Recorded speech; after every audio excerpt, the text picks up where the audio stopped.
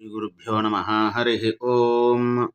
उक्तवाक्ये मुनौ तस्मिन् उभौ राघवलक्ष्मणौ प्रतिनन्द्यकथां वीरौ ऊचतुर्मुनिपुङ्गवम्।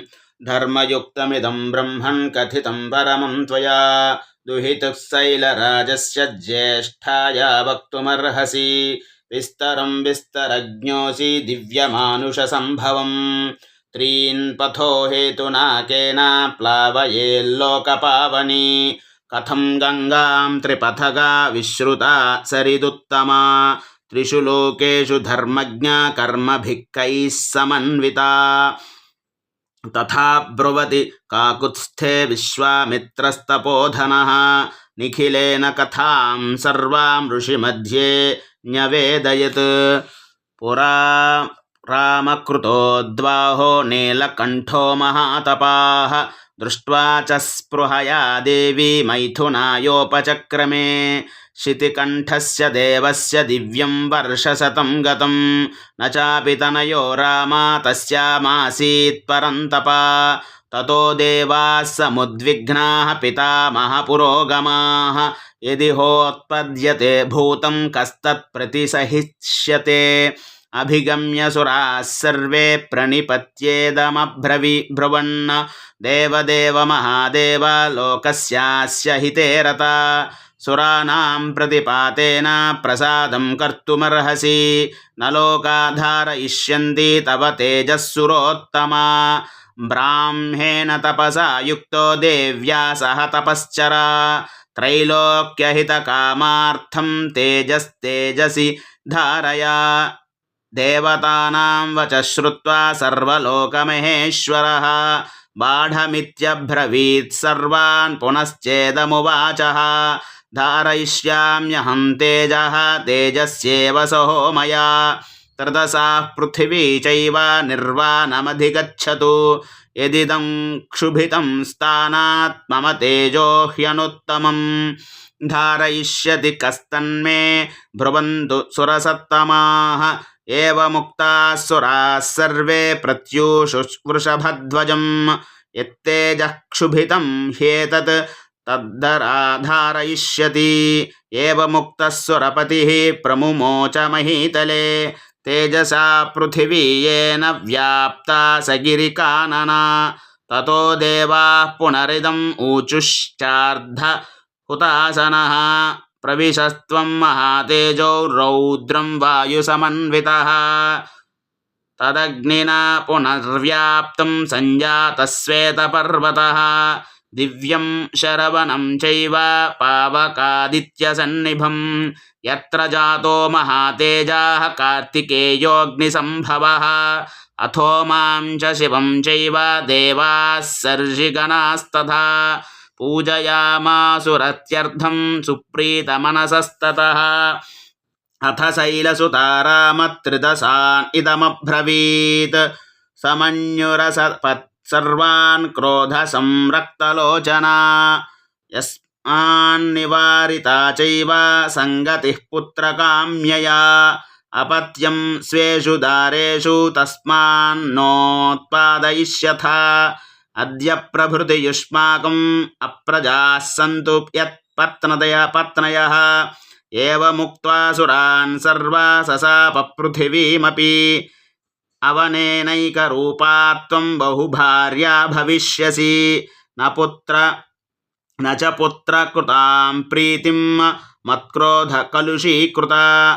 प्राप्स्यति त्वं सुदुर्मेधे मम पुत्रमनिच्छति। तान् सर्वान् व्रीडितान् दृष्ट्वा सुरान् सुरपतिस्तथा गमनायोपचक्रामादिशं वरुणपालिताम्।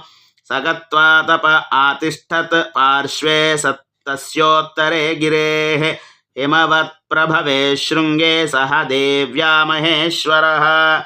एष ते विस्तरो राम शैलपुत्रान्निवेदितः गङ्गायाः प्रभवं चैव शृणु मे सह लक्ष्मणः।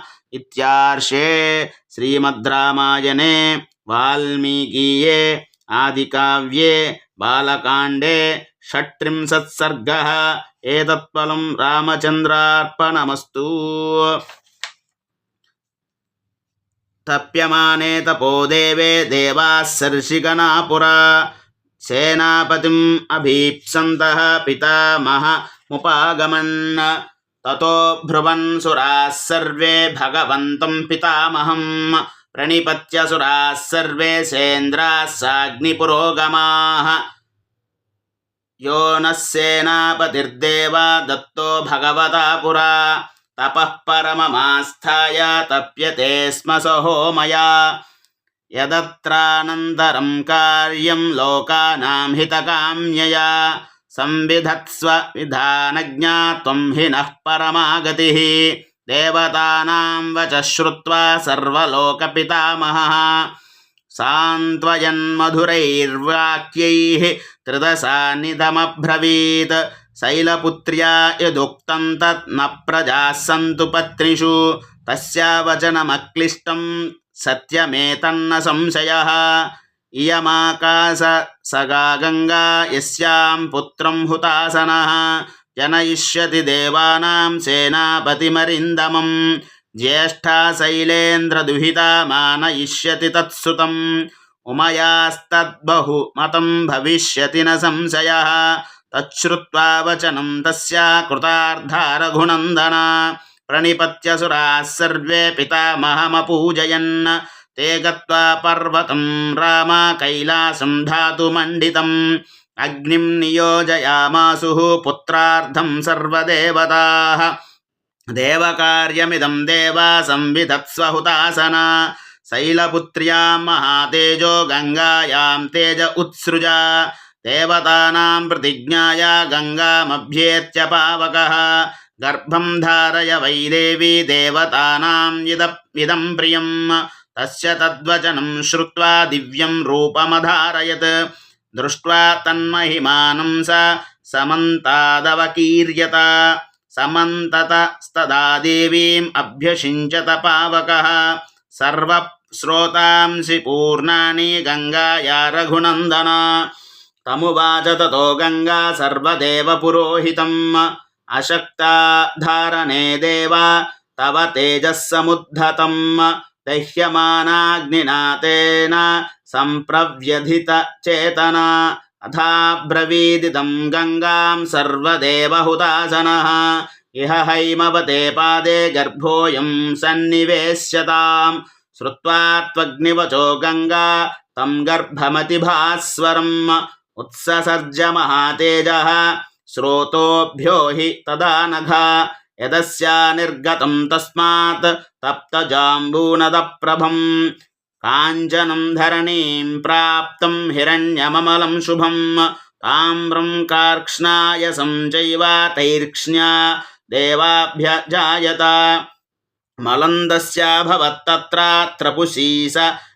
त्रपुशीसकमेव च तद्धरणीं प्राप्य नानाधातुरवर्धत निक्षिप्तमात्रे गर्भे तु तेजोभिरभिरञ्जितं सर्वं पर्वतसन्नद्धं सौवर्णमभवद्वनं जातरूपमिति ख्यातं तदा प्रभृति राघव सुवर्णं पुरुषव्याघ्राहुतासन समप्रभं तृणवृक्षलतागुल्मं सर्वं भवति काञ्चनं तं कुमारं ततो जातं सेन्द्राः सह मरुद्गणाः क्षीरसम्भावनार्थाय कृत्तिकाः समयोजनन् ताक्षीरं जातमात्रस्य कृत्वा समयमुत्तमं ददुः पुत्रोऽयमस्माकं सर्वासामिति निश्चिताः ततस्तु देवताः सर्वाः कार्तिकेय इति ब्रुवन् पुत्रस्त्रैलोक्यविख्यातो भविष्यति न संशयः तेषां तद्वचनं श्रुत्वा स्कन्नं परिस्रवे स्नापयन् परया लक्ष्म्या दीप्यमानं यथानलं स्कन्द इत्यब्रुवन् देवाः स्कन्नं गर्भपरिस्रवात् कार्तिकेयं महाभागं काकुस्थ ज्वलनोपमं प्रादुर्भूतं ततः क्षीरं कृत्तिकानामनुत्तमं षण्णां षडाननो भूत्वा जग्राह स्तवनं पयः गृहीत्वा क्षीरमेकाह्ना सुकुमारवपुस्तदा అజయత్స్వేన వీర్యేణ దైత్యసైన్యగణాన్ విభుః సురసేనా గణపతిం తతస్తమతులద్యుతిం అభ్యషించన్ సురగణాః సమేత్యాగ్నిపురోగమాః ఏష తే రామగంగాయా విస్తరోభిహితో మయా కుమారసంభవశ్చైవ ధన్యః పుణ్యస్తథైవ చ భక్తశ్చ యః కార్తికేయే కాకుత్స్థ భువి మానవః ఆయుష్మాన్ పుత్రపౌత్రైశ్చ స్కందసాలోక్యతాం వ్రజేత్. ఇత్యార్షే శ్రీమద్ రామాయణే వాల్మీకీయే ఆదికావ్యే బాలకాండే 37 సర్గః. ఏతత్ఫలం రామచంద్రార్పణమస్తు. ఈ